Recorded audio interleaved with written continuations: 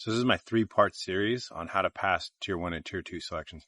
Part 3 will cover Tier 1 selections. So quick recap of my background. I'm former Special Forces and a Tier 1 operator, and I was able to be a cadre for a Tier 1 selection later on in my Tier 1 career.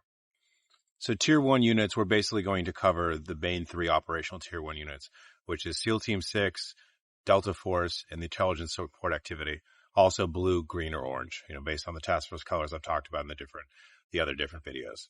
So what separates these 3 different units is one, is that all 3 of them are modeled after the British SAS. And then when they were created, they decided to go with a different psychology and different way about how they do selections. So quick caveat, of the 3 Tier 1 units, I'm intimately familiar with both Delta Force and Intelligence Support Activity. Actually, both of them are the Intelligence Support Activity, which was created later, directly modeled theirs off of Delta selection. SEAL Team 6 has a lot of similarities, but they have a few differences of the 3. And I reached out to a couple SEAL Team 6 buddies who I've served with and asked them for a couple clarifications about some of the stuff that I would be talking about in this video, just to make sure that it is correct and accurate. So the biggest difference between Tier 2 and Tier 1 selections is, first, Tier 1 selections, almost all the events are individual events. There's very little to no team events. The second part is there's no negative or positive reinforcements. They're not yelling at you. They're not screaming at you. They're not telling you to quit. They don't tell you anything other than instructions. They're extremely stoic. And you don't know the evaluation criteria. You are basically given instructions once, maybe twice, depending on the situation, and that's it. And then you're expected to complete those tasks without any little to no knowledge about the evaluation criteria. For example, if you go on a ruck, you don't know what your time needs to be.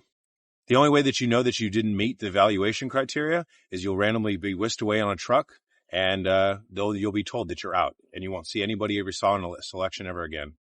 There's a couple reasons why they have a different psychology compared to the Tier 2 selection.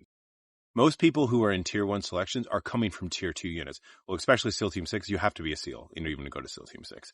So they know that you've been through the suck. They know that you know how to go through hard shit, and they don't need to test that. That's not what they're looking for. They're looking to see how much skill and ability that you have, and also what is your mental capacity to deal with problems on your own with little to no instruction. And they even put you through no-win scenarios just to see how you deal with them. Because one of the advantages when you're going to that Tier 2 selection and you're getting yelled at and you're being told to quit and you've got your other fellow candidates next to you, you can actually bond and you can actually find strength from each other. You can't do that because almost all the events are individual. You have to rely completely on yourself. And because you don't know the evaluation criteria, you just have to do the best that you can as fast as you can. Because 90% of the events are going to be individual. You're by yourself and you can only rely on yourself. You're not just being evaluated on your physical and tactical abilities. You're being studied psychologically through your mental toughness and your mental agility. They want thinkers and problem solvers. Operators who can adapt and lead and perform in any environment without guidance. The Tier 2 tests if you can survive. Tier 1 tests you if you can either lead a mission or run one solo in either a foreign country or a foreign territory with no backup, no oversight, and no margin for error.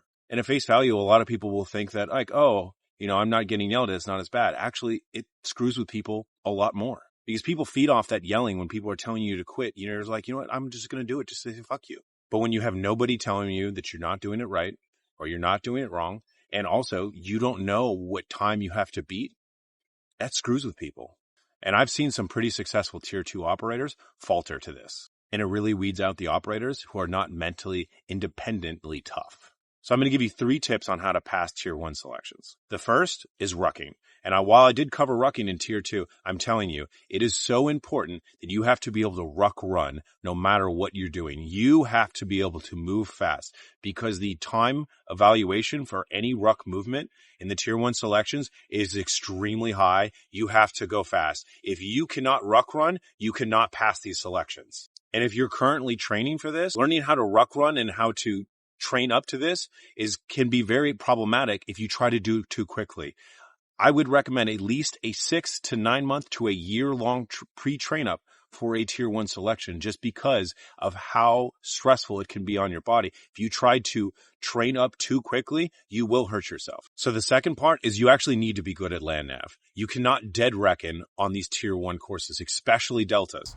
Delta Force's selection is in probably the worst terrain I've ever seen in my life. you cannot dead wreck into anything. You have to be able to terrain associate, and you have to be able to move fast while doing it. Quick recommendation for anybody, if you're planning to go to Delta Force selection, I would go find a civilian tracker somewhere in the areas of West Virginia and do a 1-week land nav course. Trust me, it will help you. Not only is it the worst terrain I've ever seen and the hardest land nav, you're going to be moving like 20 miles a day, if not more. And that's all with a ruck on. And there's a fast-ass timestamp. And the third part is mentally prepare yourself. And while the first two parts really kind of cover physical preparation, because if you don't properly prepare yourself, I'm telling you, just having heart will not get you through a tier 1 selection. You have to physically prepare yourself.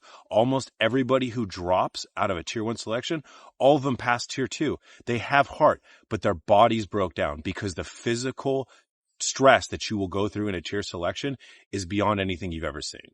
And if anybody knows, there's a reason why the Delta Force is called the long walk. The third part is mental preparedness, and I cannot stress this part enough. You have to develop a level of mental independence and resilience, and your attention to detail needs to be completely spot on. Anytime that they give you instructions, you have to pay attention. You have to memorize it. You're going to be given situations. You have to think in the situation. You have to make a decision, and then you have to go with it. They're going to study you on how you perform in these situations. They are going to create scenarios where you're put in a lot of stress and you're going to be giving really hard decisions. You just have to make a decision and go with it. And this especially comes down to, during selection, you will be presented with some no-win situations. All right? The worst thing that you can do is be indecisive.